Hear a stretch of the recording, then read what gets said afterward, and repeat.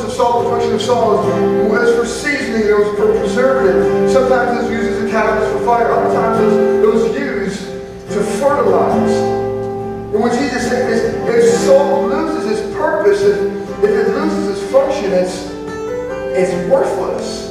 It's good for absolutely nothing. And he's likening us to salt that loses its saltiness.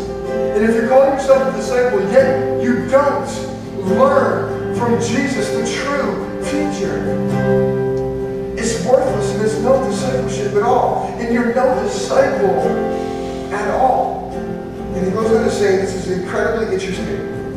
He says, he who has ears to hear, let him hear. This is a movement from ignorance to discipleship. Jesus takes the disciples through a movement of learning, through a process of learning. And he starts with ignorance. And we move from ignorance and we say, I want to be a disciple. And if I want to be a disciple, disciples are learners. And in order for us to learn, we must listen. But in order to truly listen, he who has ears to hear, let him hear. In order to truly hear, we must listen. In order to listen, we must get close enough. The point of the parables, the point of this 10 chapters in Luke, known as the travel narrative, is to invite us to get close enough to hear.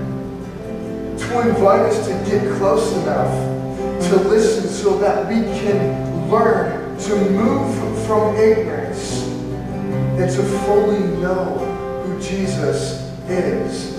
This is a picture of discipleship. Discipleship is not showing up. Discipleship is not just going through the motions of singing some songs and praying some prayers and reading our Bibles just because that's what we're supposed to do. And we're definitely not disciples because we've been born and raised in the Christian home. Discipleship is reserved for those who move from ignorance, who learn, who listen, who get close enough to listen, who get close enough to hear. He says, those who have ears to hear, let him hear. If we're going to be his disciples, we need to get close enough. And those who got close enough, they followed Jesus to the time he shared the next parable. They got close enough to the time he shared the next parable. The secrets of the kingdom, they became more real and more evident, and they made more sense over and over and over, so that when the time came for Jesus to take his place of destiny on the cross, and when Jesus was crucified, when Jesus rose, and when Jesus was gone, and just the disciples were left, recognize Peter, the same guy who wouldn't even stand up to an 11-year-old little girl. Isn't it interesting who God uses to bring in the church in the New Testament? It's Peter. Peter got close enough. Peter understood. He finally understood. Jesus used Peter to draw people to Jesus. Jesus said, if you lift me up, I'll draw men to myself. I promise you, if you lift Jesus up, if your life exalts Christ, God will use your life to draw people to himself. And he will receive the glory. And he will receive the honor. And church will make sense. And worship will make sense. And this generation will come to know who Jesus is. You just got to press close enough. Close enough to hear, close enough to listen, and close enough so that we can be disciples. Father, tonight, just the fact that you've given us the opportunity to press close enough. Just the sheer acknowledgement that you've given us the opportunity to be your disciples. To be learners. Father, the picture of a disciple biblically is one who sits at your feet and just devours your teaching. Father, tonight I pray that your truth, that your teaching, continues as we walk from this place, as we walk out of these doors. Father, I pray that you place us in situations and you place us in conversations that we're forced to lift you up. Because it's in those moments that you said that you will draw people to yourself.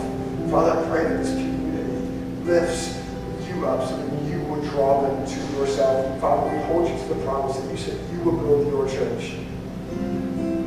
Father, we thank you for allowing us to be part of it. We love you. In your precious name we pray. Amen. Hey guys, thanks to the band, thanks to Adam. Hey guys, give it up for Colin Hilbert. Give it up for Colin Hilbert. This is Colin's first time ever paying live in front of everyone there. And we've been talking about it for a long time. It's a big risk. So make sure you guys come up and encourage Colin in that. And this is something that he wants to do for a long time. This is the way that he wants to worship. And so, man, Colin, thanks for doing that. I appreciate it. That looks great, dude. It's obvious what you conveyed there. So, hey guys, I really don't have any announcements. Do we have any announcements, Adam? No announcements? Man, we love you guys. We love you guys. A week from this Sunday is what has historically been called Promotion Sunday in our church. And so a week from this Sunday, not next Thursday, but the Thursday after, we're going to meet all our new freshmen. And then seniors, you only got a couple more weeks before we boot you out. So what's that? And so we've got an opportunity in a few weeks to meet our new freshmen coming in. Make sure we love on them. Make sure we welcome them, invite them in. There's some new faces here tonight. If you don't recognize someone, go up and just introduce yourself and just say what's up. So love you guys. Next week we're going to culminate and finish up the Parable series, and we start a new series in August called Flawed. It's going to be good. Totally excited about it. So love you guys. And Sunday morning, if you went to Honduras, be ready to roll Sunday morning downstairs, showing you guys. We're going to ask you guys a ton of questions, and we're just going to invite people into our experience. So that's Sunday morning downstairs at like 9:30. So love you guys, and we'll see you later. You're dismissed. See you next week.